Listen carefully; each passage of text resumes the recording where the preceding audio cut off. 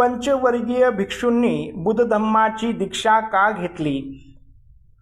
जगाच्या इतिहासात अभूतपूर्व अशा धम्माची शिकवण भगवंतांनी त्यांना दिली. त्यापूर्वी अशी शिकवण त्यांना कोणीही दिली नव्हती.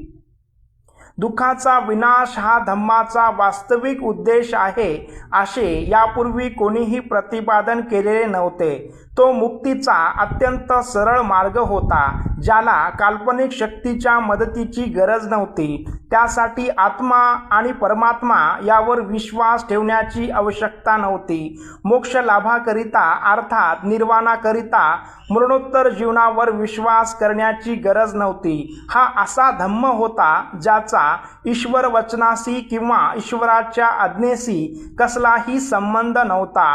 निर्वाण म्हणजे असे सुख जे धम्मानुसार आचरण केल्याने ह्या पृथ्वीवरच प्राप्त होऊ शकते असे यापूर्वी कोणीही प्रतिपादन केलेले नव्हते. भगवंताच्या धम्माच्या या अभूतपूर्व गुणांमुळे पंचवर्गीय भिक्षूंनी बुद्ध धम्माची दीक्षा घेतली.